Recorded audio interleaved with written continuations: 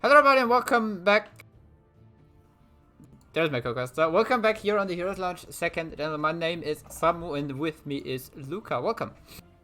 Hello there, ladies and gentlemen. We are back for our final game on this channel from the ATHENA Championship, watching Demeter versus Eris. Two teams, both of them have picked up a win out of 2, so looking to try and finish the day up 2-3, Samu. Indeed, we already had the map draft done. As we have Altrog and Brexis as bans from Eris? Yes, from Demeter, and Eris banning out Dragonshire and Cursed. We do indeed. Map bans coming through there. Cursed Hollow, not necessarily a very team fighting map, quite a lot of rotation going on there instead. Sorry, I am all over the place here, Sammy. Blue and Team Demeter picking Infernal Shrines as map number 1 of this best of 3 series. Not necessarily. Alright.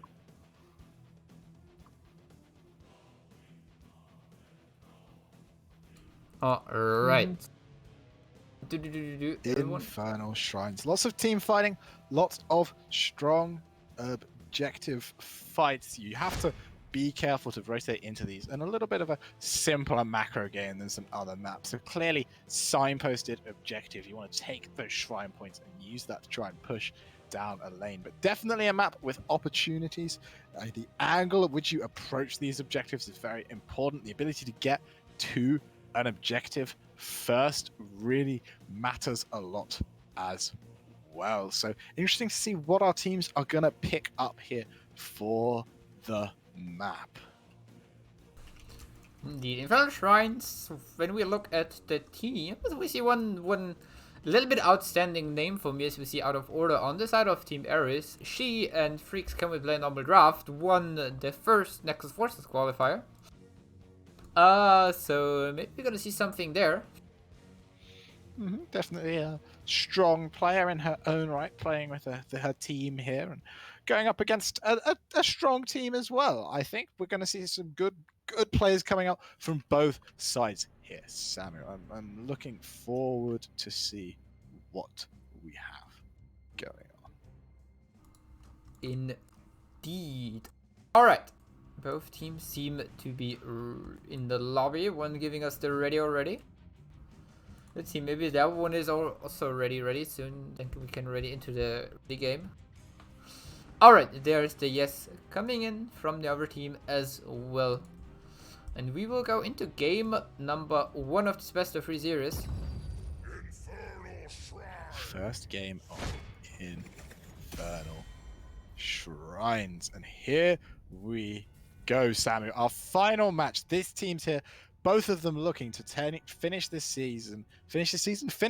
tournament, this championship, ATHENA Championship, on a win. Who's going to take our first map here? Are we going to see any bans come out that are reactions to earlier on in the day, or is it just going to be more of the standard meta? The Sonya ban. I wanna throw it in Infernal Shrines. Great Hogger map. Maybe we see him. Maybe, hopefully, please. Any hoggers? Any hoggers? Any hoggers? Maybe this is the series where Darker actually wins a map. Maybe we're gonna also see the Larrick with 100% win rate continuing on this stream. Also, in the meantime, we saw the Haka win from Electra coming out. I was happy to see that. Alright, but first of all, Team Demeter going with the Cassia ban, Team Eris with Chromie ban. So a little bit of a DPS focus there. Very high up meta heroes banned out now. One more ban in the first ban half. So what do we see now as ban? Stukov, Uther. Let's see. Stukov, the Diablo is going to be the choice, not wanting to play against such a strong engage tank on the map. And ATHENA, the first pick in response, so maybe there's a bit of a choke going on our tank hero pool there with that instant Diablo ban, or maybe it's just not what they were looking to play. But either way, the Crusader is going to be our first pick in this final game. So yeah, ATHENA, pretty stable tank, helps a lot with wave clear and merc damage in general. Also around the shrine can be very helpful. Can do be. Yeah, she's fallen off a little bit as of late as the tanking meta has changed a bit, but she's still a very solid pick. And we're going to see Mei and Lucio coming out as the response. Now, Mei, very strong tank at the moment in the game. Very difficult to kill, very annoying, just hangs out with consistent stuns and slows. And that Lucio as well, a real annoyance for a lot of tanks to play into. He can just keep on annoying you, and when you go for your engage, that high five is going to shut it down. But D.Va and Lunara are going to be the responses. I really like it. Team Eris already setting themselves up with a very stable front line with D.Va, ATHENA. D.Va also great around the objective, and then Lunara, great hero to poke down your opponent. Especially with such a strong front line, this can work very well together. Definitely, and that D.Va bomb on the shrines as well is going to be very impactful. It's big shrine clear. If you can time it well, it forces your opponents to back out as well. And honestly, it's really effective clear, really good way of securing you that shrine fight. Indeed. Ana ban in the meantime coming out from Team Demeter, not giving their opponents the nano boost for potential Ming Ana combos or whatever the mage pick could be for Team Eris in those last two picks with Dana together. Team Eris removing the Deathwing, who's very great. Who's great together with Mei, just the zone control from Mei, and then the Deathwing Breath as follow-up deals massive amounts of damage. We see the Zul though, and double support comp behind it. Gonna see that Zul really hyper carried here, trying to get as much healing through to him so he can get that shrine clear out, really try and put some damage onto his opponent's team. I love a good double healer Zul. My team have started rocking it with a Lili because obviously I'm playing Lili. The easier my hero is, the more likely my team is to win. The Zul just gives so much damage and really helps empower that double support, whilst also patching a lot of the wave clear issues that you often have with it. Yeah, especially with the Alexstrasza on it. Alexstrasza was always a good pick on Infernal Shrines due to the dragon being very impactful around the objective, being able to really get those skulls in for the shrine fights. And now Team Eris picking up Tassadar and Decker, so even more zone control from them coming in. So ATHENA, D.Va also creates some control. Then we have Tassadar with the wall, with some slows, and Deckard with the roots, and potentially a Sapphire as well as to stay a while and listen. That last pick, Orphea, is going to come out here to round out the draft. And into the ATHENA, you can get a lot of work done with the Orphea. The red team are going to have a hard time controlling her consistent damage and her high burst potential. Looking forward to see what work she can get done.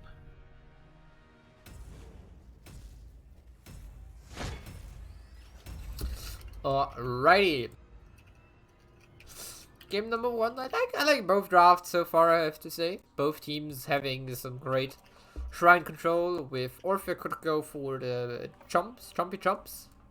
Also works on the shrine minions, the damage of it. Or as well as the Lucio boops, can boop people into it. As well as Alexstrasza with the Dragon Xul as well could opt into Poison Nova or the Slowing Mages. They're both very, very strong around here. But also the other side, the D.Va, the Decker, the ATHENA. Just a lot of control coming out from both teams for the shrine, especially a lot of the AoE damage as well. I worry that in the early game, the blue team might be finding these fights a little bit rough with the double healer comps often struggling earlier to get the rotational advantage, and that D.Va bomb on the first shrine might give a nice lead to the red team. But we should see them come back, and who knows, maybe they will have the wave clear in this format. Alright, let's start. To the left, in the blues, we have Team Demeter with Bubblegum playing Alexstrasza Princess Wit. On the May, Sovi playing Orphea Akira. On the Lucian, last but not least, I am Pets. He's on the Xul.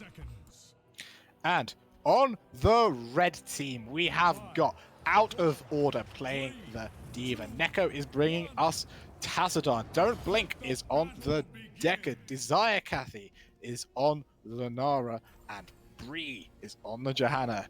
Ladies and gentlemen, Team Eris. Looking at one talent, we are going to see Circle of Life from May. So look, from Alexstrasza. So we're gonna see some globe spawning throughout the game. I mean, you don't have the usual globe heroes like Kalfa, Stitches to stick up a globe quest, but it's still a very strong talent. Especially it gives you tons of sustain during the objective, and May could opt into the battery on level 4. Which gets cooler, level 7, which gets cooler reaction from picking up globes. Mm-hmm. And into these Decade roots as well. That is a nice bit of synergy. It's a bit interesting that we don't see the E-Style in double support. I would have expected that would be where we go. 5-man fight again, breaking out in the middle lane as I Am Pets. A little bit maybe caught out. Looks like he's going to be okay though. And again, the team's just meeting in that mid wave, having a clash of swords, of steel on steel, before rotating back around to the lanes again.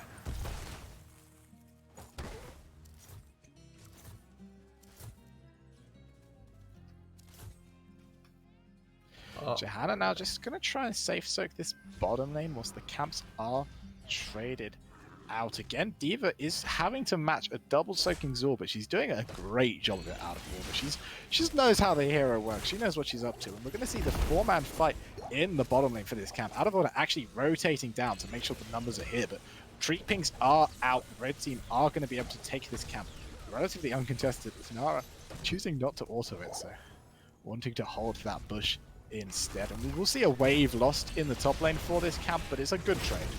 They get a lot of pressure in the bottom from this camp. Especially the Xul is able to the mid wave in the meantime for Team Demeter. Get some nice pressure in, but Bree on the Johanna is here, making sure they're not losing too many experience here.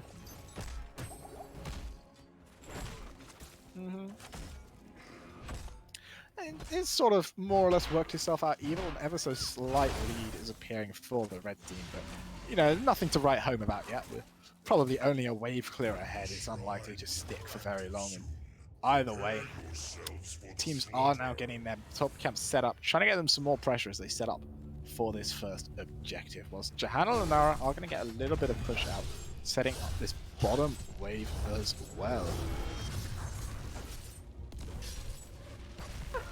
They have the experience not falling too far behind. We even see a small experience lead for Team Eris with this bottom camp picked up.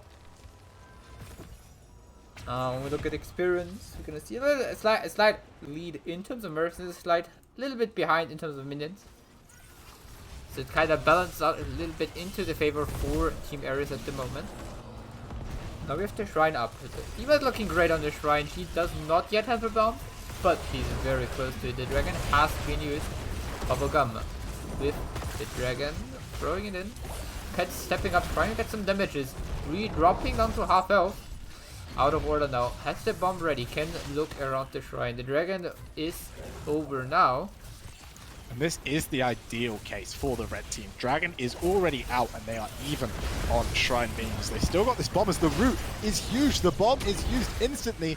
And is it going to connect? Not quite, unfortunately. Diva little bit too far away from her team when she dropped that bomb, but still enough to force the enemies off the point. And first objective is going to go over to the red team. Nicely played there by them. This kind of caters a little bit towards what you said earlier with the blue team. Having a little bit of a struggle early on. And with this first point, especially with the Bruiser Camp still for Team Eris, we see some great push coming in on the top side now for them. Bruiser Camp has been defeated. It's gonna be an arcane one, so.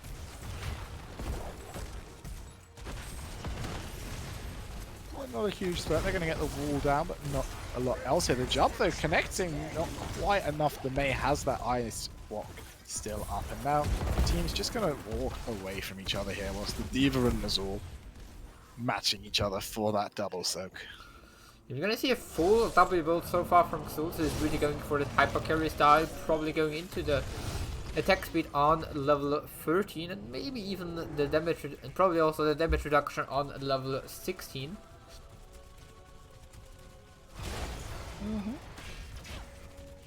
It's a nice build. It means that with this double support, you can sit there and auto for absolutely ages. There is also an argument for taking the slow on 13 over that damage reduction. They both do work, and even with the auto star, you still get a lot of Qs and a lot of minion attacks. So you tend to get value from both of them in both builds. Interesting to see what Zul finds more helpful here. Maybe with the Mei already, they don't think they need any extra slows. I mean, also the damage reduction helps him a lot with sustaining inside the opponent team by pressing W. Because the opponents deal less damage towards you, so you can stay longer in them. That is true.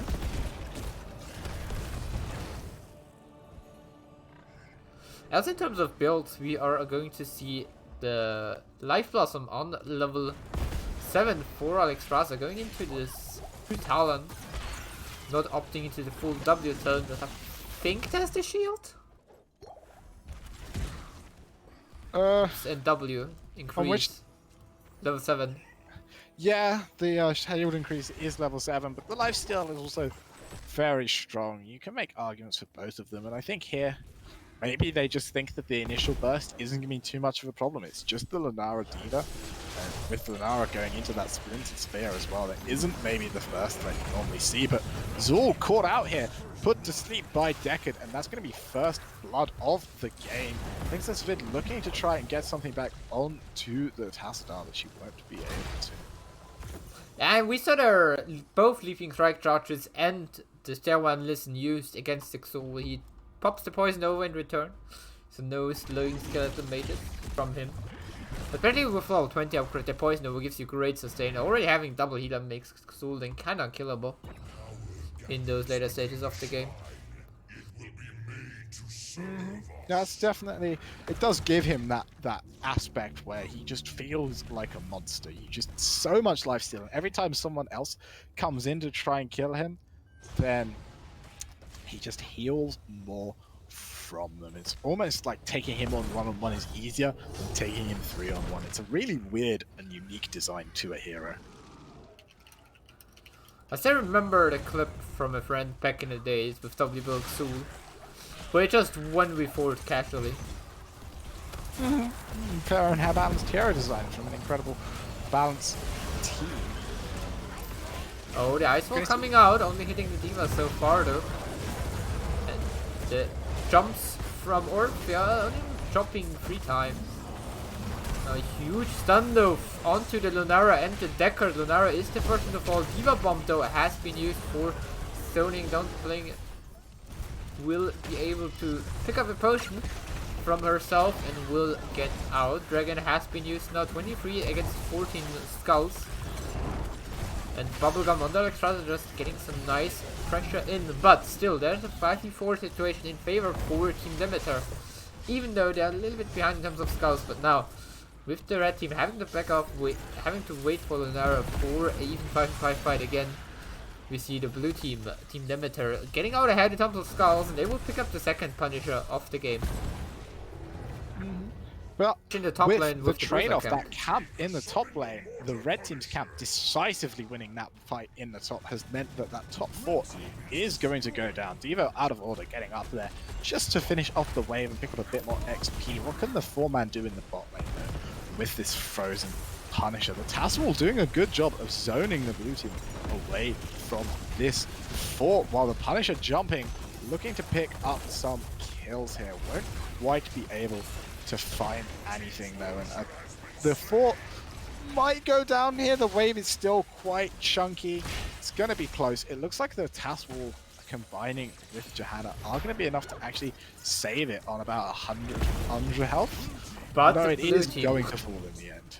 Yeah, blue team stepping up again to make sure they will get the last damage into the fort to secure it. Make sure they have now the catapult every 3rd wave, and also the passive experience increase. on them. Bree trying to step up. Mado in the bush, spotting her out.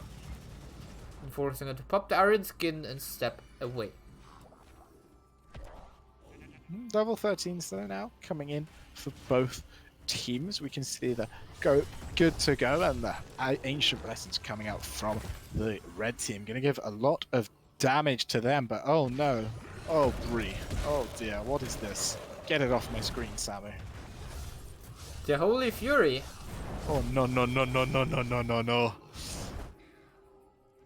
Everyone knows that all talents are created equal and all talent builds are completely perfectly viable in their own I cases, mean, but Holy Fury is the technically, exception to that rule. technically, if you think about it, if you have Chahena on your team with the cool reduction on the W on level 4, and the momentum, the auto attack cool reduction. Oh wait, in the meantime, we have a fight going on as the blast shield has been used to distill one listen. Both leaping strikes. Black hole comes through as well. Pats is taking tons of damage, but the sound bear is enough to keep him alive. And Tasta is the first one to fall on the side of Team Eris actually. Now out of order, and Tisakati are dropping really low, but they're gonna stay alive for now. The reason you take Roar is twofold. Roar gives you more damage, and it gives you the damage more reliably when you need it. My thought process when playing Chahena the one time was like, I get the cool reduction on level 4 on the Condemn, I get the auto attack cool reduction on level 7, and then I get Holy Fury, and I just stand on the shrine and press W all the time and auto attack minions. And if anyone tries to step up against me, I will get my damage increase, and they have issues. So, And you get the increased damage if you hit a hero. yeah, I do. I know, but like, if the opponents are stepping up, and I can just walk into them and slowly deal damage to them and kill them. But instead of slowly dealing damage to them, killing them, this is going to be a shocking idea, a big revelation for the Heroes of the Storm scene. What if you quickly dealt damage to them and killed them? That sounds new. Riot. It's a trap talent. This is a nice fiery trap. picture. It's a trap. Also, why hasn't it got the W icon? But Muradin's Burning Rage now has the Q icon. Blizzard. Wait, Burning I am Rage? confusion. What's his Burning Rage called? Bronzebeard's Rage. That's one. Oh, in the meantime, we have Big another. sleep comes down. Oh. But don't blink hot, so in the middle of the jump, and now Sobi in the right good spot, gaining the jump onto Decker, securing the first kill here. Out of order on the run, we'll try to get back into the mech, but no, there was a nice blink from the Lucio. Nice boop. Interrupting it, Tasta also gets taken down 2-0 in favor for Team Demeter, and they will be looking at this next objective. They will get a Frozen Punisher in the mid lane. Nicely played there. A big sweep looking to try and get some value, but the Chomp and the Ice Wall huge in that team fight, and following on from that, Orphea able to pick up the pieces and confirm some kills. All coming down here to do this camp, but Lunara's nearby and Chahena knows about it. I am Pret is going to have to be very careful here as he's suddenly 1 against 2 here, but now the red team are going to have to be careful themselves as we don't know where the blue team are just yet. They're going to choose to push, but it's still going to be a backing off call for Lunara and Chahena, not wanting to stay too long. And the fort, meanwhile, is going to be forfeit here as another Frozen Punisher marches down this middle lane. Indeed, Punisher. Yeah, keep wall will be a goner, especially as soon as those Frozen Explosion comes in and disable it. There's a big moment where Dragon has been used as well for it. On the offlane though, out of order, just pushing in on the blue team's keep, so they're going to have to get damage done here, or they're going to start losing out on this trade. What if the blue team got the Ice Wall? Going to miss out there, and they're going to have to back away, and even with the Punisher, the trade not too bad for the red team. If the next Punisher is on the top side for Team Eris, is actually a very good position for them, because if they get it, they can look for the keep with out of order, and they're opening the keep wall up there. Really a good decision there to split soak rather than help defend, because you do not really need it as Steva on the defense always. So out of order getting scouted out, but Team Demeter not deciding to contest the siege camp. So we see Xul pushing in the top side with a big minion wave. the Deckard rotation with this Tassadar already going topside. Going to try and deny that value. Johanna just slowing the enemy team's rotation down. Actually catching there that may dive, but won't get very much value from that at all. Iron Pet's getting chunked a little bit by the Tassadar.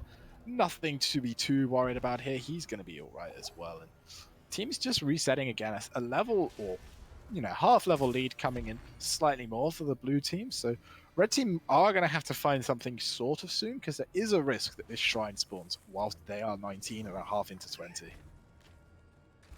Yeah, that's even very likely, as we see the blue team and the red team both currently just safe soaking the lane. Getting closer to level 20. Half a level missing for Team Demeter for level 20.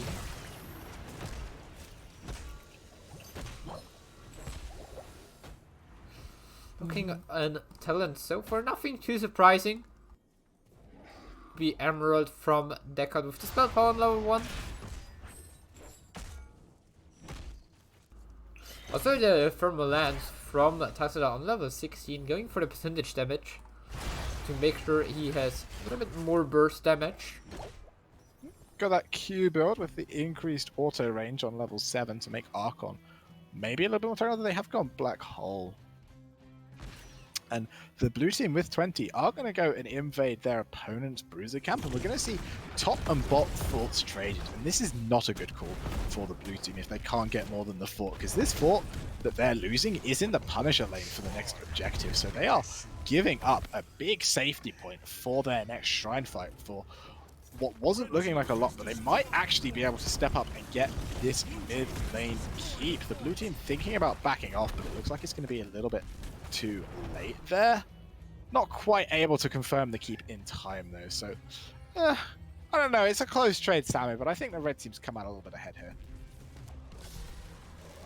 Being level 20 at this point, they definitely wanted to not fight their opponents, but they also have to defend and react to top lane now, as there are 2 bruiser camps. See a short break coming in.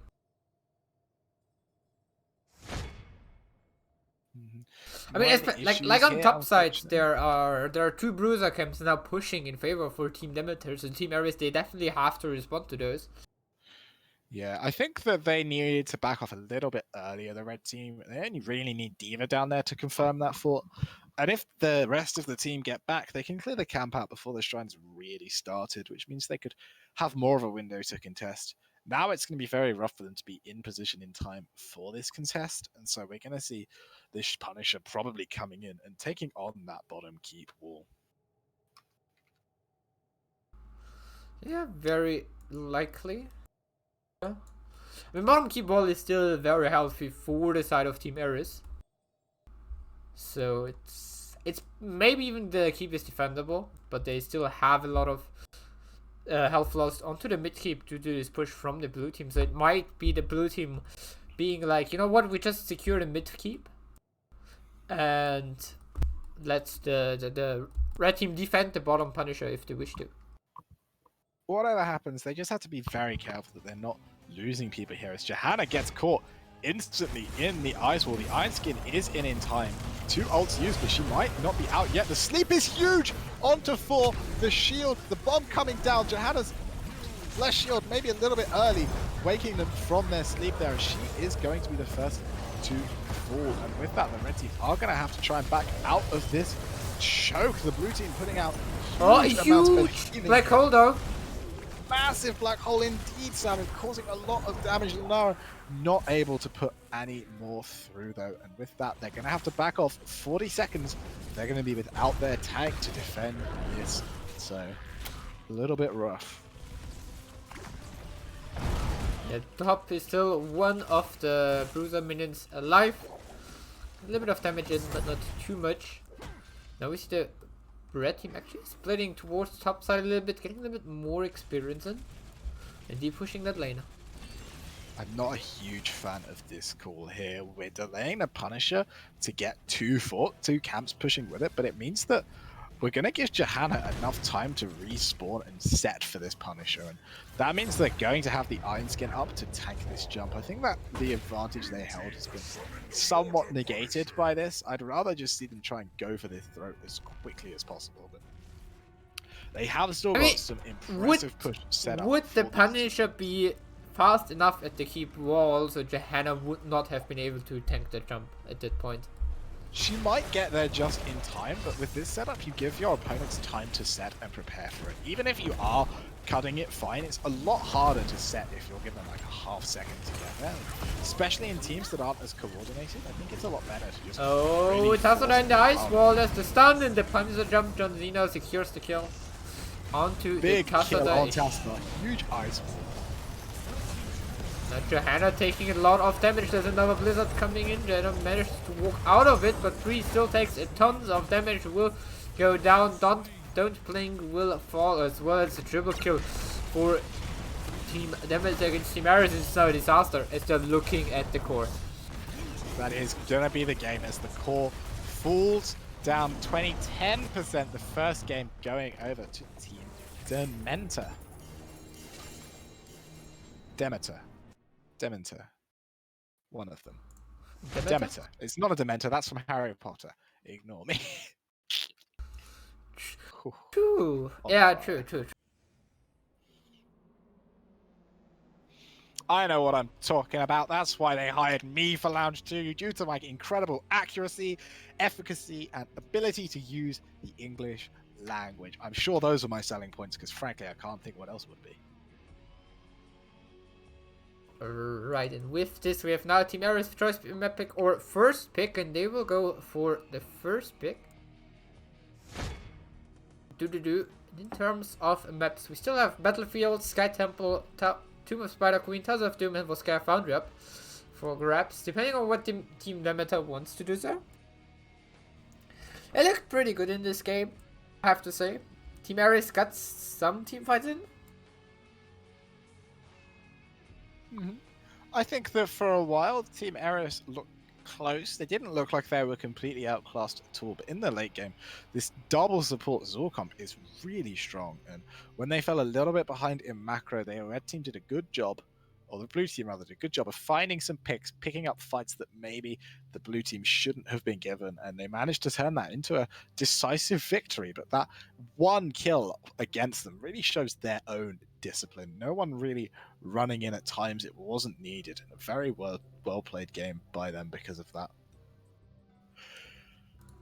And as map number 2, Team Demeter decides to bring us towards Tomb of Spider Queen. Second time out at Tomb of the Spider Queen, another rotational heavy map, another map where double support Zul can be really oppressive if you can get it in as the tank as opposed to the offlaner. So looking forward to see if we're going to see anything interesting coming out for that. Let's see. Game number 2.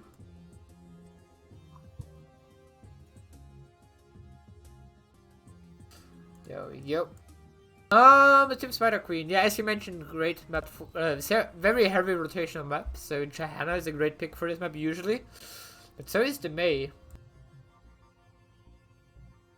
May on this map definitely very good. Those blizzards hold the bush chokes really nicely and make it very difficult to actually get places to safety.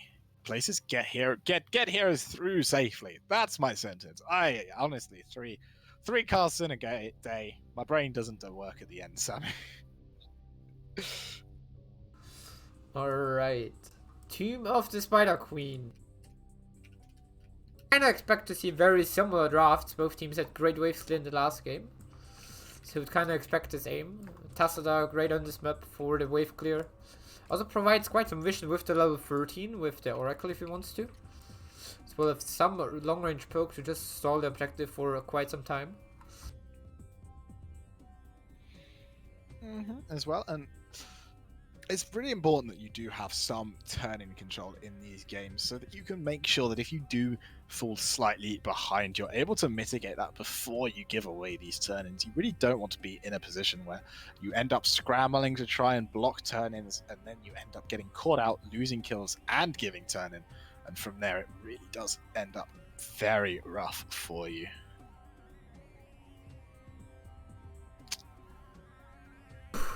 Looks like we're just gonna have another minute of teams preparing for this, though. Just waiting now on Team Demeter. One of them a little bit slower to the party than the rest, but I'm sure we will all be here soon. Yeah. I mean, I believe. Yeah, I mean, one thing we sometimes see on Team Spider Queen is teams picking up Exul, and then let Exul double soak mid top and have the format in the bottom. Which can work, I guess. It does also work. I quite like the Zul as the main tank on team. If you're willing to make that kind of a role, you can get double healer behind the Zul. It makes it very hard for your opponents to really rotate because your double healer means your rotation is always safe, and your Zul means your rotation always has enough wave clear. And in combination, it means that whatever you put in your assassin slot just gets to spend the entire game looking for picks and taking camps and influencing the macro. Yeah. It's really impactful when you can get your tank to have enough wave clear. Because obviously, tanks like Johanna do have higher wave clear than the average tank. But Zul doesn't just have good wave clear for a tank. Zul has good wave clear for every hero in the video game. Yeah, I mean, I still remember back in HC days, even people started running Zul as a main tank together with Medivh because Medivh provided you the vision and the rotation safety, and as well with the shield. For Xul used to start to be a main tank back in the days because he had the wave clear and he was able to dish out at least some amounts of damage to help out the team with the Medivh.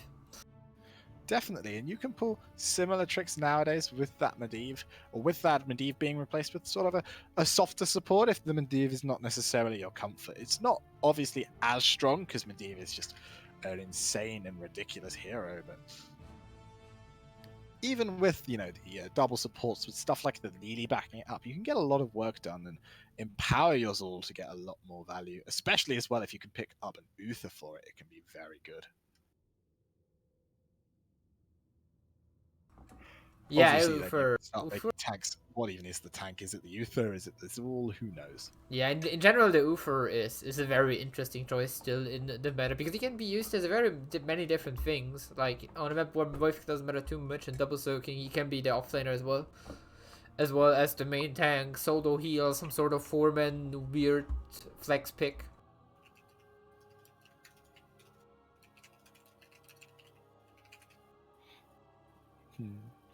Indeed. He's a really weird hero. He's not quite tanky enough to fit these spots on his own, but if you're willing to adapt your draft a bit, you get a frontliner with a lot of damage and a very strong sustain with hard CC. So sometimes people judge it to be worth the adjustment, and other times you'd rather play something a little bit more standard. Are we going to see differences in this map draft? So the Chromie is gone instantly. Don't want to play against that on Tomb, and rightly so. Those sliding fields are so annoying on Tomb with Spider Queen.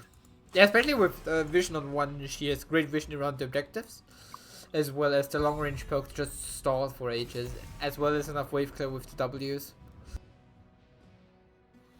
Gonna see Mei coming up as well as a ban, not wanting to play against that a second time, and Cassia is going to be the response. I like the Cassia ban a bit, but she's not insane on the map. She doesn't have the wave clear as some of the picks we were talking about before, so maybe they have some auto attacker they want to run that they think is just too rough to run into the blinds of Cassia. Interested to see what they're doing to justify this ban, as Sonya as well is going to get banned out. So the Uther still on the table here, and what are we going to see? The Johanna is again going to be the instant first pick.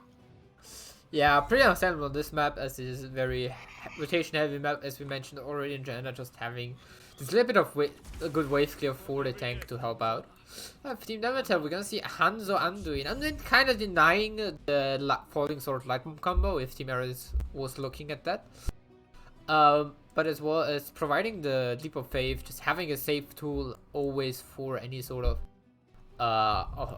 someone who's getting caught out. Not only cleansing them, but also pulling them into safety. The Hanzo I love as well. You get so much damage from range if you are proficient on him. And don't get me wrong, he's a very difficult hero to play, but the people that put the time in to learn him properly can do so much work with him. Jaina Anna, though, I love this. The Flesh Shield is going to come into maybe some Welly Nanos. Going to see that Water Elemental boosted up on steroids from Anna as Jaina smashes out huge amounts of damage. And Malthael is going to be our ban, not wanting to see that get nano boosted either. Yeah, for example, I know a Malthael with nano boost can be really, really annoying. The only thing you could look at to counter it on the side of Team Demeter would be Holy Word Salvation. But then you give up the Light Bomb, then you give up the very aggressive and very offensive tool with that. Team Eris banning out the Diva. Pretty understandable. Very, very strong solo laner. Has a lot of wave clear as well. It is also worth noting that Out of Order is the offlaner for the red team and is also their Grandmaster player. And when you're playing against a team, well, one of their 5 players is, you know, it's not necessarily substantially like a lot better because their other team members are bad, but higher ranked, shall we say, than the rest of them. It's often a good idea to make sure they aren't able to draft themselves onto a carry like the nanoed Malthael. Gonna see though that Zul's back again, and this time with an ETC for Princess Vid.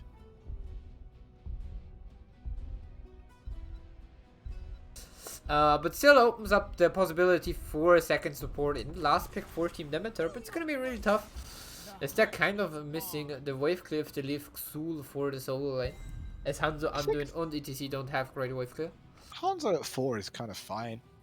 I mean, maybe it's not great for double support, but I think it'll be okay, to be honest.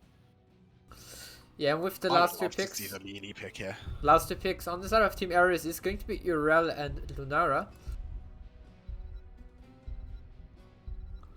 Yeah, Urel, great, very strong flanking on this map, especially being able to just jump over a wall. Opponents into team. That's not quite a healer. Oh, I love Deathwing on Tomb of the Spider Queen. What Deathwing does on Tomb of the Spider Queen is he puts his little fiery circle on top of the turn-in point and makes it physically impossible for you to turn in without taking tick damage on any point on that turn-in. And the cooldown of his W slow is such that as soon as it runs out, he can place a new one. Essentially meaning, if you can't bully him out of position, Deathwing can deny turn-in on this map forever. Indeed. It's good design. Especially with the level 7 talent with the meteors from above. He can also stall quite a lot if he gets the vision from his team. But yeah, his W is the main focus, as well as his Q is actually having decent wave clear. It's not the best wave clear, but it's definitely strong. It's good enough once you've got that Hanzo as well. And he can. You don't always have to play the 4-man rotation early game with Deathwing. If you find yourself struggling, Deathwing can almost always safe soak a lane. So he can sit in the top side, pick up all that XP, and your 3-man can just take the middle XP once your opponents have rotated. Alright, let's start on the left side. Luca, do you want to introduce Team Demeter? We have got Bubblegum on the Deathwing, Princess Vid's playing ETC, I Am Pets on the Zul, Sovi on Hanzo, and Akira on the Anduin. And to the rights, in the red with Team Eris, trying to bring us towards the game number 3 with Out of Order on the Ural, Bree playing Johanna, Nico on Anna, Desire Katie playing Lunara, and Don't Blink on the Jaina. Game number 2 of the series, the final series of the day. What have the teams got to show? This might be the last time they play in this round of the ATHENA Championship, although I'd be shocked if we don't see more tournaments like this coming soon. Yeah, looking at talent so far, we have Nate build coming out from Anna so far, Out of Order. Getting rooted, getting another time rooted. Poor Earl. Getting CC'd. And so far we see Deathwing in the bottom lane. As well as Xul being here for the wave clear in the mid lane. We do indeed. And now rotating back around, we're going to see this setup. I like the Zul in the format. It's a lot of wave clear. It really helps them get the lanes pushed in, and this Deathwing is going to be fine against Jarell. Out of Order isn't going to have a lot of work she can do against Bubblegum down here. Press him out a little bit. Jarell is actually doing some decent damage with auto attacks and her E. But she instead goes for rotation, looking to help the team out, especially in the mid lane. And as soon as we see Jarell hitting level 4, we will probably see the Hand of Freedom, which will definitely help out against the roots. We see coming out from Demeter with the Xul and the Anduin. We will, and it's a nice little bit of utility that adds to your team. It makes the hero just give a few more ways of helping, because it's already very strong in a lot of cases. Gonna see though these rotations starting to favor the blue team, although the red team did find the time to do the hard cap very early, and now the Jarell is rotating down on top of the easies. So also Jarell with this level 1 usually suggests that she goes for the Elder Peacekeeper on level 13, which gives her 40% damage reduction for 3 seconds on every target hits with a max charge Q. It's also one of the maps where I enjoy Righteous Momentum on level 7. So now we have a huge rotation towards the bottom lane coming out from both teams, as we only see Lunera a little bit late for Team Eris when Xul is staying with the double soak, but Hanzo will be the first one to fall. But still, the blue team manages to pick up the camp. Anyways, Princess Wit taking quite a lot of damage, taking quite a beating on the ETC as well, but she will have a power slide into safety. Hanzo just found himself a little bit too deep there in that fight, and even with that big Breathwing breath, not able to find a kill before getting picked off himself. Still, the zoning was effective, and the camp going over to the blue team means the XP is going to end up pretty even here. No one in too strong of a position either way. Yeah, especially the Xul in the meantime was double soaking for Team Demeter, so he was getting well, and this time we're gonna see the backlash on level 1, getting percentage damage in with the W on level 4, helping out a lot with the wave clear, with the core reduction as well. For now, the blue team having enough gems for the turning, the red team still missing a few. And with this Bruiser camp coming through the mid lane as well, it's a lot of pressure that the blue team have managed to build for themselves, although they're going with Deathwing able to get her gems in as well. They are in a great position now to try and back away and get this turning. Gonna clear one more mid wave first of all, and Iron Pet's maybe a little bit deeper here than he wants to be. Jarell will find the knockback, but won't be able to do anything more as Princess Vid turns her gems in, and with Akira's turn-in, that will be the first turn-in. Great play there from Princess Vid to make sure that turn-in went through. Nice little knockback there. It's these little additions you get from the more comfortable tank players, where they understand what the enemy is looking to do. She sees that Johanna walking in to try and get the interrupt with her blind, and she knows that she can use that knockback.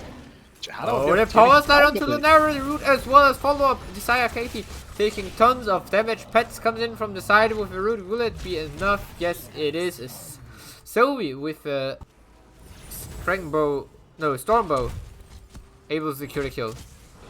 Very great, good tanking coming out here from Princess Vid, playing this ETC incredibly well here. And now with that first kill, Lunara down, there's a lot less wave clear available for the two teams, and we're going to see Xul and Deathwing push in this bottom lane, whilst the Webreavers at the top are also going to get a ball contested, and Don't Blink in the mid lane falling incredibly low as well. So all of the lanes taking a lot of pressure here from this first objective. Very well played by the blue team. Indeed, Princess Wit definitely has to be a lover viewer. They sleep dart onto ETC. Not follow up there. Oh, Nico getting rooted down by Einpets. Bubblegum as well from the side with the Cataclysm now. Getting some huge damage onto the forward, and the top forward will actually fall with this after this first weapon wave from Team Demeter. Team Very Eris, strong. Team Eris missing 4 gems for a turned in for the weapon wave themselves. And out of order on the Eris is going to get that here now. So they're going to be able to get counter pressure coming on. But with that top lane already down a 4, it's going to be a little bit difficult for them if they can't match this well. And level 10s are going to be in as soon as Bubblegum can clear up that bottom wave. So there might be a nice window here where the red team aren't able to push with their Web Reavers for fear of giving a 9 into 10 fight. Out of order's not afraid. Okay, gonna get that level 10 for both teams. Yes. So not too bad. Zul is actually really caught a little bit deeper. Yrel jumps in, gets the knockback. The shield is up. There's a 5-man rotation up, and that's going to be all she wrote for I Am Pets. The hero on the Zul getting caught by a nice gank there. Well played by the Yrel. And with that, the red team going to look to try and match the siege in the top side. The wall is already almost taken down, but the blue team can now rotate up to try and push this. What can they get done here? We still see the Bruiser camp pushing in the mid lane in favor for Team Eris. And we had Yrel getting a little bit of damage onto the bottom fort wall. Not too much, but still the Bruiser camp in the mid lane getting some damage now onto the fort. They're a little bit far up here though, and Deathwing has fly already. The red team needs to be careful here as Bubblegum. Oh, the arrow! God, a huge arrow. ETC with the light bomb. The nano comes out, but it's not enough. Great play from the Hanzo there. The Blast Shield not going to do enough work either. The Water Elemental looking for Princess Fid won't find it, and a big knockback there from Deathwing denies out of order the engage she was looking for. And a nice little setup there. The arrow into the light bomb slide, giving the blue team their kill and setting themselves to get a nice turn in here maybe, although Johanna able to deny Deathwing here for now at least.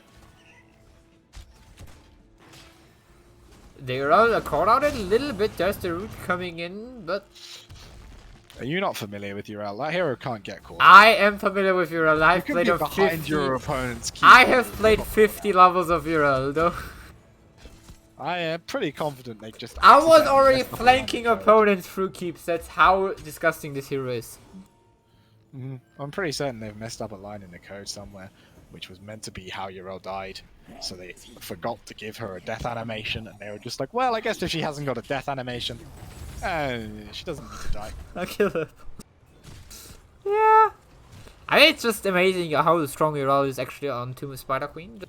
There's so many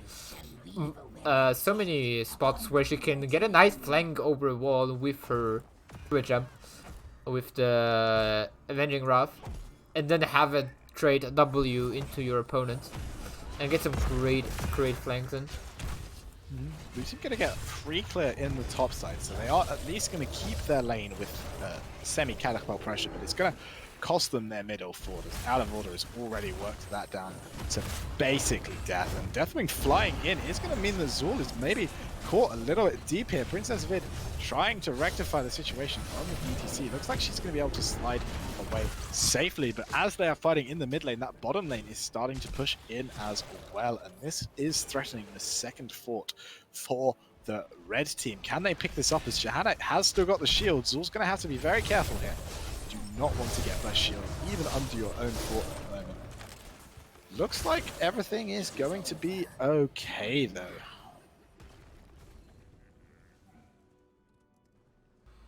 In the... Am I looking at the map so far with 2 turn-ins for the side of Team Eris, 1 for Team Demeter. On the side of Team Demeter, they lost both 2 fort walls of the remaining forts, as well as the mid fort. On the other side, we also see 2 forts standing with both no walls, so pretty much the same value for Team Demeter with 2 web waves compared to Team for Team Demeter with 1 web wave compared to Team Eris with 2.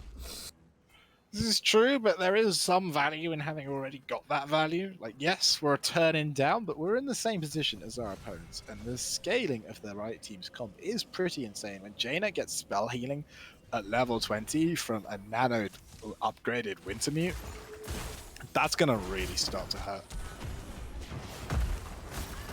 Deathwing here, though, looking to try and start breathing on the Yrel. Out of order, really just towing this line, seeing how deep she can go, and getting a lot of value from it. Zul in the bottom lane is going to start pushing into that bottom fort, though, if the red team aren't able to respond soon. Yeah. I think Zul spawning those minions gives him a lot of macro pressure. gonna see this mid wave cleared up, and the Rue team are able to make enough space to get their gems in. So it's gonna be another turn in for them. And now, with the map starting to push a little bit in their favor, how much work can they get done here? You've got to be eyeing up both of those forts right now, Sammy. Indeed, Pets coming in from the side, looking it out for her, but there's the insta mount. That would be the Hand of Freedom if he wants to. There's the Dragon's Arrow coming in though, out of order. Might be a little bit of trouble, but there's the insta mount again. And goodbye, Urella. She just runs away on the money pick. Once again, a small coding issue. Urel's death unacceptable. Nara gets a little bit caught. The mosh pit, unfortunately, wait, bit of a breeze. Wait, maybe this time? No, wait, there's the ultimate coming out from Urella in the jump mode. And again, not quite in the valley, but they are taking up that bottom fort. And with this huge wave push bottom, the red team have to respond. So hopefully at least Zul should be able to get value in the middle of the map, taking up that fort as well. And looks like the blue team want this keep wall too, and they are going to get it. Out of order, jumping in very aggressively, going to get caught by the stun, the knockback, and Urel. Oh, ladies and gentlemen, I didn't even think it was possible.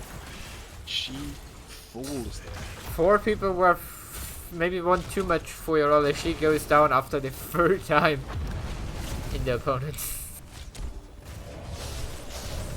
And the pressure is starting to mount as this keep is going to take a lot of damage and almost take down ETC, but it won't survive whilst Princess Vid just able to. And now the mid wave is lane fort is down, the top lane fort is down, the bot lane keep is down. The red team under a lot of pressure in their waves, and the blue team can safely walk into their hard camp and just pick that up as well. Yeah, blue team now having a really good spot on the map already, having those 3 forts more taken down compared to their opponents gives them some nice passive experience as well as a lot of pressure on the map. As if we would see Team Eris getting a turn in now, their bottom weapon would not do too much because it just has to phase a catapult every lane, every wave. But no, we're gonna see Team Demeter actually getting another whip turn. And this is where the red team have to find something. Otherwise, the pressure is going to be too much, and we will see them start to buckle. It's incredibly difficult to play this map 2 keeps down into forts. The wave pressure is so much that it's almost impossible to even get to the turning point. And once you get there, it's very difficult for your web readers to actually do anything. Zul finds the Nara there, hiding out in a bush though. We're going to see them sieging in on this middle keep, whilst the web reaver on the top side will have a catapult behind it there to just free siege that keep. The wall is already going to be taken down here as Iron Pets is running down the Jaina, but the turnaround with the water elemental, the mosh pit, the light bomb coming through mosh pit, not quite finding the angle. Lunara taking a lot of damage. Stand still! Oh, there we go, Nico hitting the onto Lunara, keeping her alive. No one is falling on the side of Team Eris, but they were pretty low. They were forced away, and they lose the mid keep as well. Only top keep standing. Princess Wit tanking it. She's taking tons of damage. She will fall. But the keep still taking quite some damage. Bubblegum on the Deathwing using Cataclysm to get out there. Out of order, not yet done with them. She's jumping, she's insta-mounting, she's chasing, but she decides to turn it around. There's catapults on the core are going to put 2% damage through, but the red team had to leave right then to clear them out. So maybe the blue team could have tried to stay a bit longer, get a little bit more value in that top lane, and then force some core damage. Still, both teams walking away, and the red team with half a top keep, or even like a third of a top keep, and not a lot else to show. They're going to get this turn in, but not a lot they can really get done with it. Their waves are so pushed, they're going to need to get kills, and they're going to need to get them now, Sammy. Yeah. Also on that team, I don't think there's enough gems for another turn in, and they have to depush the mid lane as there's a bruiser cam running their way, and on the bot lane there's siege cam as well. In the mid, Johanna might be a little bit deep here as well as Zul mounting up. Gonna force out the Iron Skin early, and now Princess Vid finds that Lunara. Gonna give her an escape, unfortunately. Not able to deny the vision in time, and we're gonna see this top web reaver free cleared. This mid-web Reaver pushed back by the camp, and so only the bottom lane now has any pressure in it, although maybe we will see some value. The level 20 is not yet in. All the ults still available for the red team. They need to find their angle. They need to find it very soon. And this might be it. Azul steps up a little bit farther. Knockback not quite in the shield. Not yet used though. And here comes a huge sleep to deny the ult. But it's going to be Nightbomb coming through. The Deathwing flies over. ETC is pulled out on a fraction of his health total. Out of order. Still looking, but the route is going to force her to stop. But Azul caught out of position. Deathwing spreading the damage into the enemy team is going to force them to split. And that will be the end of that, but they do pick up a kill in the middle, in the bottom, and the bottom four, and that is going to let them go topside and start thinking about getting this boss. They also just have enough gems for this second turn in, Sammy. Yeah, with this, they could do turn in and boss, which would be ideal for them. I honestly But their think opponents right have now level the 20. blue team just need to go bot side and depush that wave. If that bot wave is depushed, this boss is going to take 4, the Web Reaver wave is going to get nothing, and then all of the objectives are off the map and they can slowly whittle their opponents down. They have 3 catapults walking towards their opponent's core right now. One of them is unfortunately dead, and one of them lashed onto the minion wave. A very unfortunate spawn here for the blue team, but nonetheless, huge pressure. I've chosen to take that camp. I think it would have been a lot better, honestly, to just pick up a bottom wave with one person. I mean, picking up both would also be possible, so... But those 2 catapults in bot lane will start pushing out anyway. The gems aren't being turned in yet as the red team looking for the fight instead of taking this turn in at first, whilst Jurel is forced back to clear up the mess that is that siege camp. But now, backing up for their turn in, this boss, like we said, it's taken the fort, Sammy, but it's not done a lot more. There's not any real pressure on the blue team here. The thing is now for Team Eris, they should get the turn-in going. 0 in the bottom, finishing the turn-in as the rest of the red team is starting to push out waves and make sure those web viewers will get some pressure going. As if they would have just turned in and with the boss top lane, it would have been the only card to just run top lane with the boss. But now they have some pressure on all 3 lanes with the web viewers coming in as they are pushing the waves. And this might help them a little bit more to maybe get some stuff going on the map, maybe look for a fight. Get a good fight going. With that top keep still standing, the top lane Web Reaver stands a much better chance of doing work on its own. So the red team posturing around the middle and bottom of the map instead. Zul here is stepped up too high though, and Johanna has seen him. The shield comes through, the knockback is there, the arrow in response. Is there going to be enough to save? Princess Vid with the mosh pit lands onto the light bomb follow-up. Deathwing with the breath is going to kill off that Lunara. A huge turn there from Princess Vid. Azul maybe overstepping a bit, and now Lunara, he might fall here though. No, she's been picked out at the last second by Anduin, and we've got a pause coming out from the blue team. I wonder if maybe Princess Vid had a disconnect there. Oh, broken mouse. What a moment. Oof. Just get a new one. Or feed them better, maybe. It is Deathmosh as well, so if Princess Vid does die there, maybe the fight's still fightable. Looks like we're ready to go again there. Yeah, I mean, we're in the middle of a fight. You only need to click the arrow once. True. I mean, looking at cooldowns, we have the Cataclysm and the Horrify up from Deathwing. On the other side, we still see the Orange Defender as well. Blue team have to back up out of here though. The Fear is going to knock back everyone except Johanna, because they need to start depushing mid and top. Those are some big waves. Anzo is going to get in here with his piercing explosions, and that is going to be stopping a lot of the damage, but with Deathwing forced to fly up, they are 3v4 in this mid lane, and the top lane is pushing in as well. A good job here done by Team Demeter.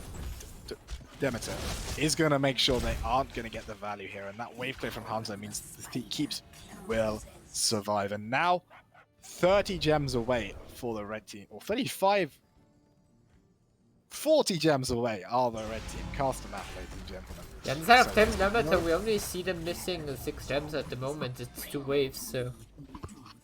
The important thing here, the important rule for Tomb of the Spider Queen when you are upkeeps is do not panic. Do not have to turn in right now. There is no rush. You have all the macro pressure in the world. Your opponents have ages before they're going to be able to do anything. Take your camps, clear your waves, clean up any nasty pushing opponent siege camps, and then once that is done, we can start looking to push our enemies slowly backwards, penning them in with catapult pressure, as Hanzo is going to be forced away briefly from the top lane, but he's going to be okay now.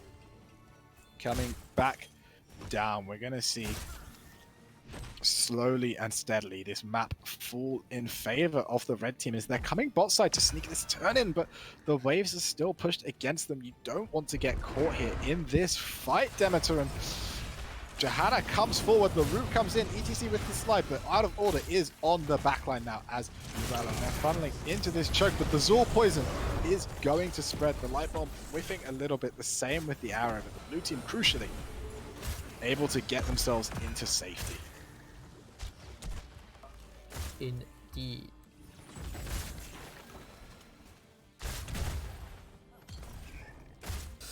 Alright. We have the red team coming close to the gems, but there's still 25 gems missing for them. 25 gems, 3 gems away. We're looking at 3 more waves before the red team are ready. And as they push these lanes out, the blue team, they are going to get the space to turn in for themselves. Jaina and Anna are currently on this camp, so the red team have to be incredibly cautious here, although Arrow is still missing. The Unstoppable from Urel going to mean she's not really a target here, but ETC still has Mosh Pit. It's all caught out maybe a little bit in the bottom side. Looks like he's going to be okay here for now, and ETC looking like she wants to go top lane just to get this turned in, but Johanna is doing a great job of matching that rotation. And again, Urel here looking for these flanks, trying to disrupt that Zul, put him under pressure with the double build.